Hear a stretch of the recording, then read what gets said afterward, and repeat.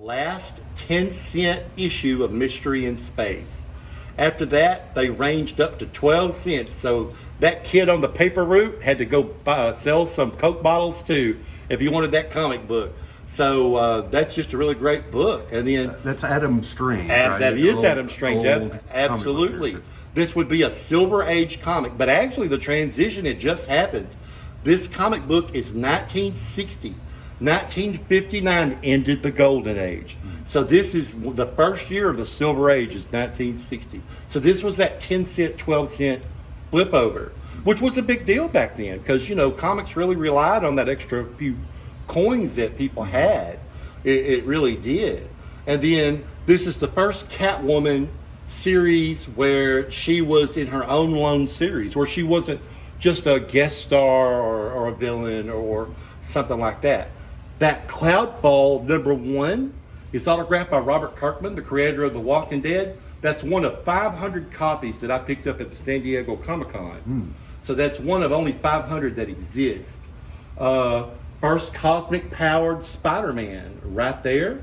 And then there's a red letter day in the Parker house. There is Spider-Man graduating from college. Peter walks across the stage that day. And here's something about our comics. We change these out weekly. We have so much that we want to share with fans that we try to change our wall out as quick as we can. And there's the first appearance of the second Hobgoblin over in Peter Parker, right over there. The first U.S. agent right over there in Captain America. So we've got a lot of books we're really proud of. You got John Elway. And we've got Eli Manning in here somewhere. I've got a Tony Dorsett in here, limited figure. We have a pretty good range of these starting lineup figures. We got a few hockey. Let's see, basketball. I've got Magic Johnson. When were these sold? They started back in '94. It ranged up to the year 2000. Right here, let's see who this is. This is Ron Hextall. Got one more hockey, and I think it's also Ron. No, that's Patrick Roy. The other was Ron Hextall. Right. Cool. Yeah. Now, I heard choir music come up now. We're going to open the show with a vintage 1975 metal USS Enterprise on the card right there. Wow. From Dinky Toys. Can't beat that. Then I have, we lost Nichelle Nichols. So I have a classic from the classic Star Trek line, classic Uhura. And I got to meet her, and she was just so lovely. We have a talking E.T. I have a big head Vader. I've got those. That's 1977, and that Luke Skywalker's 1977. Yeah, I'd forgotten about these larger size ones. Right.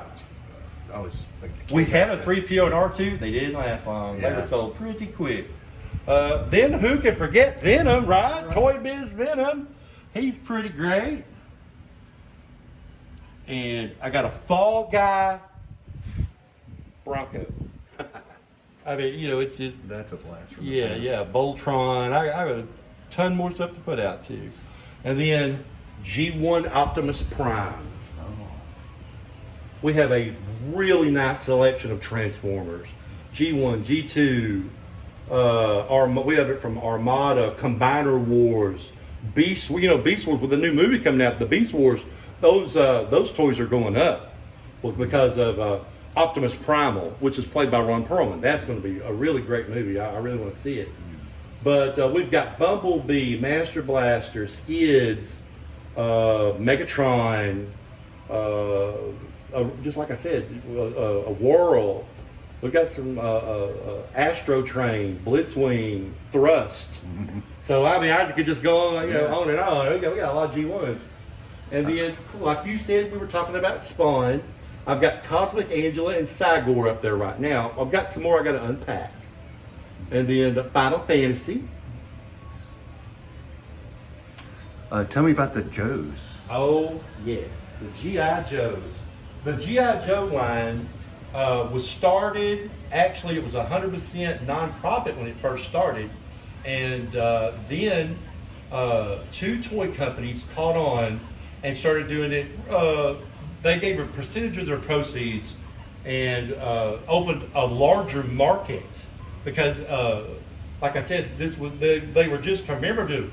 So if you weren't a part of a commemorative, you couldn't even get them. Mm-hmm. But now, because these other two toy companies are available to everyone, and we go from World War II up through Vietnam to the Gulf, is we have GI Joes from all those eras, and we have some that are loose, and we were selling those really well over on 67.